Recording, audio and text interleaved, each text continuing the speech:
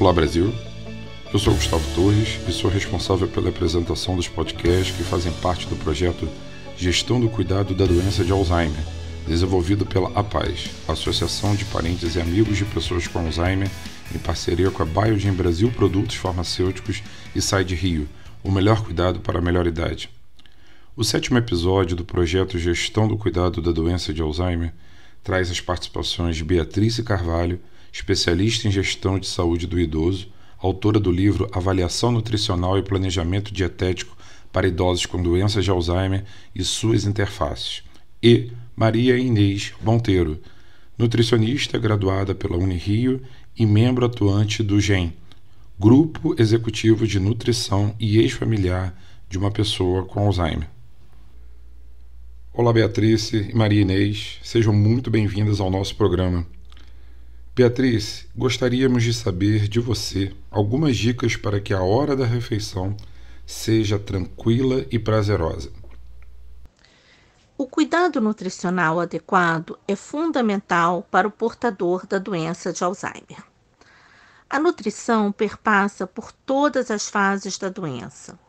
Uma alimentação equilibrada, com frutas, verduras, legumes, à base de peixes e com pouca quantidade de açúcares e gorduras, aliada a uma atividade física frequente, em alguns casos pode até postergar o aparecimento da doença. Por muitos momentos, quando a doença está instalada, observamos uma perda de peso, mesmo quando esse paciente se alimenta bem. Essa é uma das razões para a importância do acompanhamento nutricional desde a fase inicial da doença. A partir da fase intermediária, o idoso começa a apresentar uma agitação, uma perambulação, dificuldade de dormir em alguns casos, uma agressividade, e fica mais difícil a gente estar conseguindo alimentar esse paciente, e também é um momento onde a gente vê um gasto metabólico muito alto, porque muitas vezes esse paciente não consegue dormir, né? Fica virando as noites.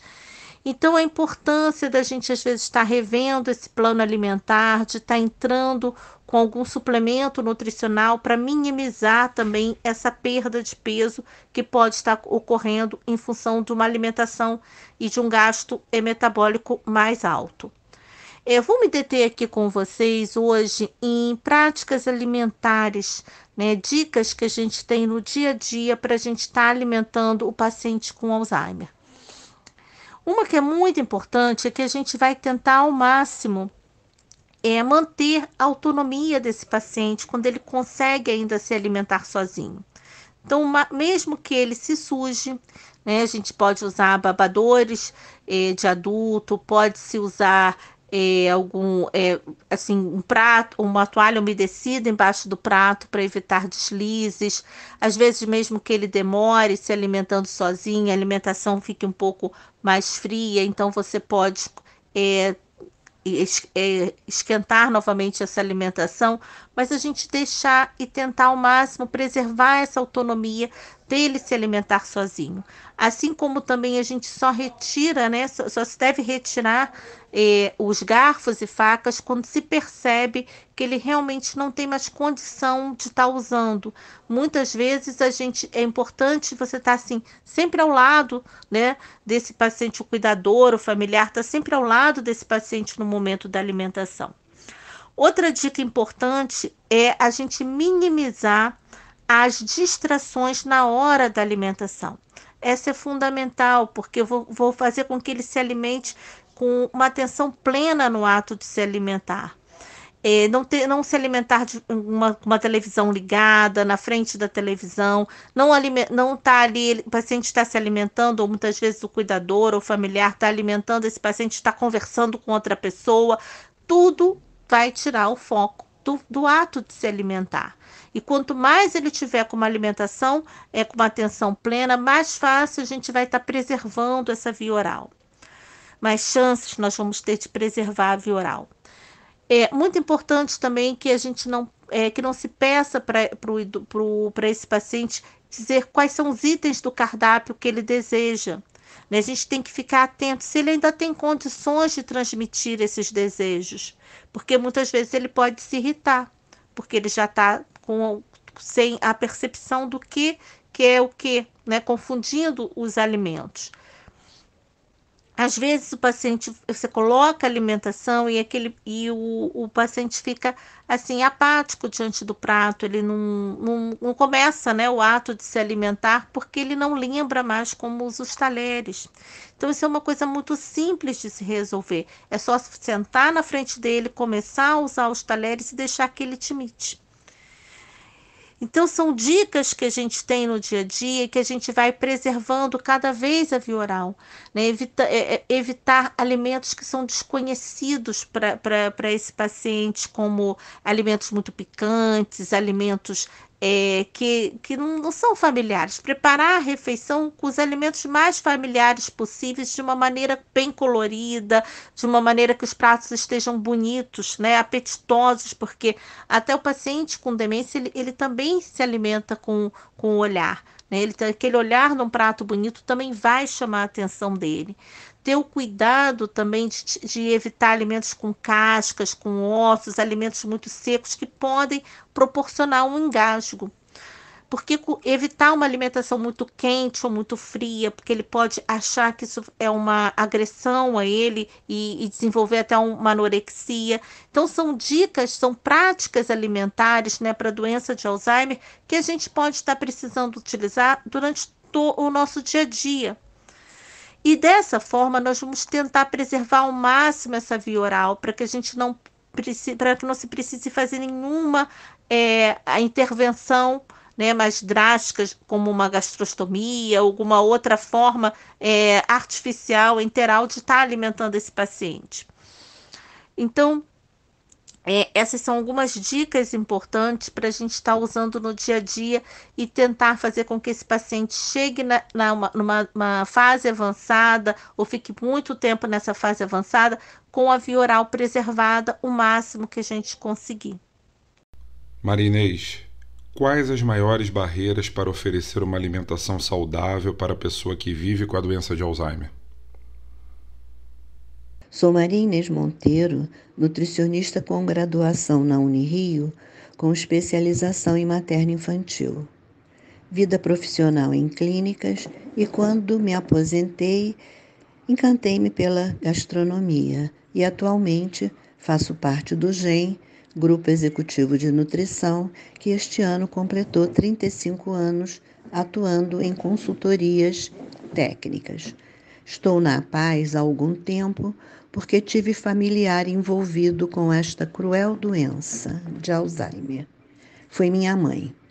Digo cruel porque, sendo profissional de saúde, tive dificuldade, e muita, para aceitar, entender e compreender a doença. Em relação à alimentação e nutrição, todos nós deveríamos cuidar melhor sempre, desde a gestação. Mas como isto não acontece, vamos ver como dar uma melhor qualidade de vida na doença de Alzheimer em algumas e diferentes fases bem críticas. Na hidratação, o idoso normal já diminui sua cota de água, bem sutilmente. Senta para ler ou para descansar, ou mesmo se ocupando de algum trabalho manual, como terapia, e já esquece a água tão importante. Lembramos que somos constituídos de 70% desta preciosidade. A motilidade dos intestinos fica bem prejudicada, surgindo ou potencializando uma constipação intestinal existente. Desculpem. E na fase do paciente acamado, às vezes surge o fecaloma, com a necessidade de cuidados mais sérios para a remoção, inclusive necessitando do auxílio de outro profissional.